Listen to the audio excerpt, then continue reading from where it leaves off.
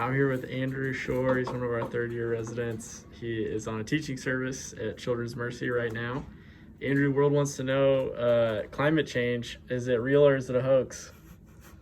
It's real. As someone from California, I am stunned by the consequences of gender reveals, and I'm very disappointed that we care so much.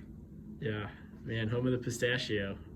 California is on fire. Cool. Well, Andrew, why did you land here? You're from California. You went to medical school out west too, right? In California? I did, yeah. I was in medical school out in California by my parents' house, and I came out here because I was one of the National Health Service Corps scholars. I wanted to find a place that had a fun intersection of rural and urban primary care that would help me work in an underserved area in a different capacity.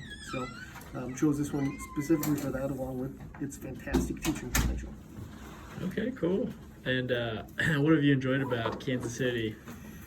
The people are fantastic. I think my colleagues are some of my favorite people ever. It's surprising how closely we all, how quickly close we all got. This doesn't make sense. Yeah, that's all right. Just talk through it, buddy. You got it.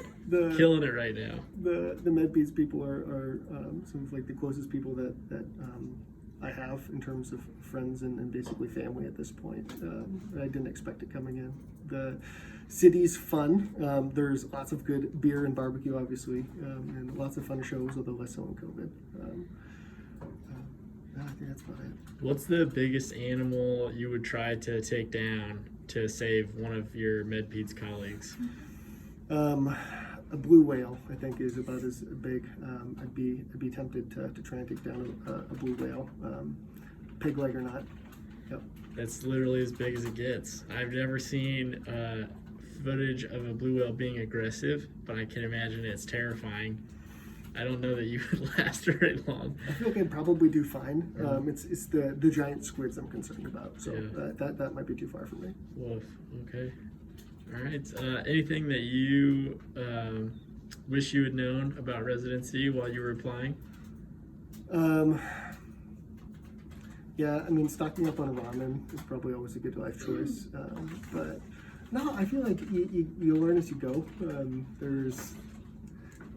It's just a big learning curve for everybody. So making sure that you have friends and family around is important, or at least a good support group. It should be a priority for everyone. But no, I think you kind of just wing it when you get here. Yeah, nothing can prepare you for the storm that's coming. Applicants. Cool. And we got Melissa over here. Hello. Talented MedPeds intern. This is your third month of internship? It is. And how's it going? It's going well. It was kind of rough at the beginning, but here I am, surviving. Yeah. You know, I always tell people probably at least one person dumber than you made it.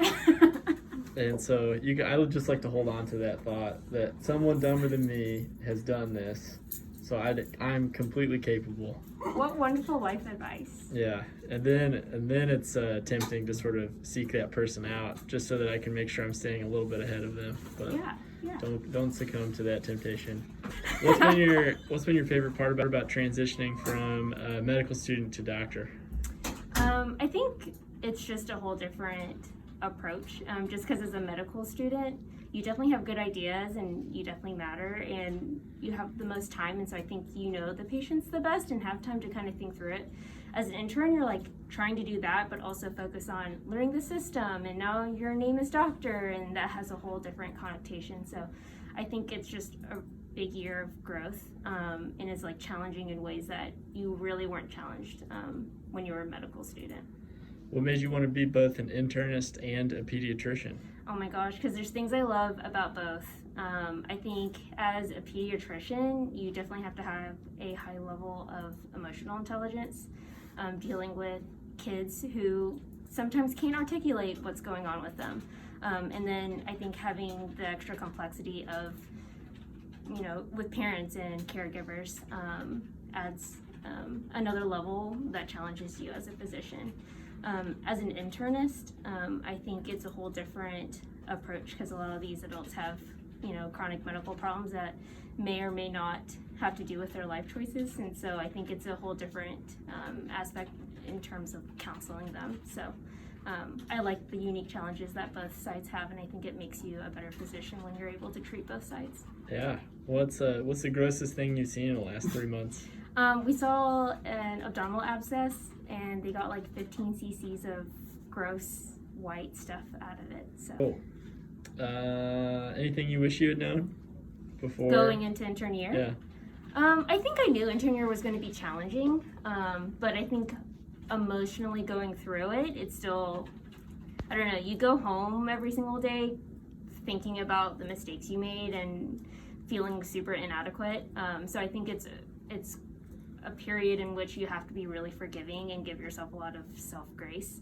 And it helps because here you have, senior residents who are very nice and supportive and kind of remind you that you're doing a good job and you're not expected to get everything 100% right.